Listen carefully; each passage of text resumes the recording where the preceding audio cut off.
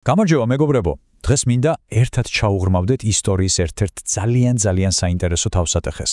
აბა დაფიქრდით, რა უნდოდა რომის პანისხიერი ლეგიონებს კავკასიაში და კონკრეტულად რა მოიყვანა ისინი ძველ ქართლში.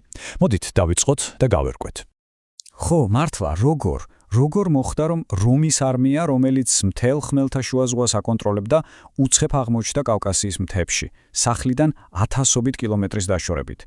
აი ეს არის ზუსტად ის მთავარი კითხვა, რომელსაც დღეს უპასუხებთ.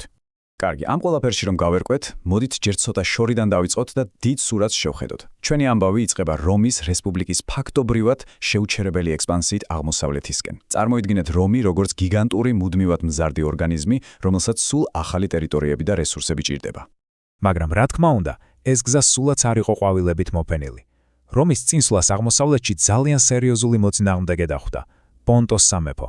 ეს იყო იმ დროისთვის უმძლავრესი რეგიონული ძალა, რომელიც ბუნებრივია საკუთარი გავლენის დათმობას არ აპირებდა. ანუ ფაქტობრივად რეგიონში ორი გიგანტი დაეჯახა ერთმანეთს. და ეს, იცით, უბრალოდ სამხედრო კონფლიქტი არ ყოფილა. ეს იყო ნამდვილი გეოპოლიტიკური ჭადრაკი, სადაც თითოეული მხარე მთელი რეგიონის კონტროლისთვის იბრძოდა. აი აქ ძალიან კარგად ჩანს, რაშიც იყო საქმე. ერთ მხარეს გვაქვს რომი თავისი დაუოკებელი ექსპანსიის სურვილით, ახალი მიწებისა და სიმდიდრის ძიებით, მეორე მხარეს კი პონტო, რომელიც თავგამოდებით იცავდა თავის გავლენის სფეროებს, ასე რომ მათი შეჯახება უბრალოდ დროის საკითხი იყო. და აი აქ ჩვენი ისტორია კიდევ უფრო საინტერესო ხდება. საქმე ისაა, რომ პონტოს მეფე მითრიდატე სულელი ნამდვილად არ იყო. მან მშვენივრად იცოდა, რომ რომს მარტო ვერ გაუმკლავდებოდა, მას მოკავშირეები ჭირდებოდა. სწორედ აქ ერთვება თამაში კავკასია. მითრიდატემ შექმნა მძლავრი ანტირომაული კოალიცია, რომელშიც რეგიონის უმნიშვნელოვანესი სამეფოები გაერთიანდნენ. და ნახეთ, ვინ არიან ამ კოალიციაში. დიახ, ქართლის სამეფო, სომხეთი და კავკასიის ალბანეთი. ანუ სწორედ ამ ალიანსის გამო აღმოჩნდა ქართლი ამხელა გლობალური კონფლიქტში ჩათრეული.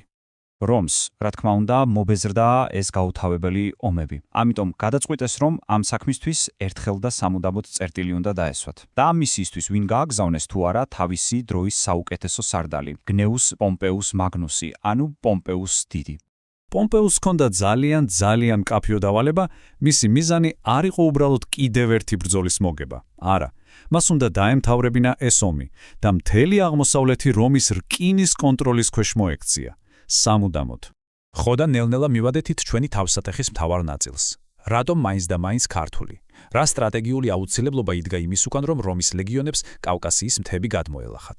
და პასუხი, მეგობრებო, პომპეუსის გენიალურად მარტივ სტრატეგიაშია. მას ჰქონდა სამსაფეხურიანი გეგმა. პირველი ნაბიჯი, გაანადგურე მთავარი მტერი, ანუ პონტოს მეფე მითრიდატე. მეორე ნაბიჯი, გაანადგურე მისი საყრდენი, ანუ განეიტრალე მისი მოკავშირეები. და მესამე საბოლოო ნაბიჯი, დაამყარე სრული კონტროლი მთელ საზღვარზე. და აი ეს არის კულმინაცია.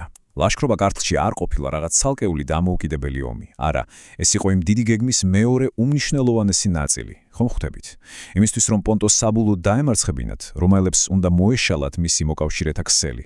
და ეს პირდაპირ ნიშნავდა ომს ქართლთან, სომხეთთან და ალბანეთთან. მოკლედ რომ შევაჯამოთ, რა გამოგვივიდა? რომის ლეგიონები ქართლში აღმოჩნდნენ არა რაღაც შემთხვევითობის, არამედ ცივი, პრაგმატული სტრატეგიული გათვლის შედეგად. ეს იყო პომპეუსის გეგმის ნაწილი, რომლის მიზანიც პონტოს დამარცხება იყო მისი მოკავშირეების განადგურების გზით. მაგრამ რა კვალი დატოვა ამ ყველაფერმა? როგორ შეცვალა ამ კამპანიამ სამუდამოდ კავკასიის რეგიონი? აი ეს უკვე სულ სხვა ძალიან საინტერესო ამბავია.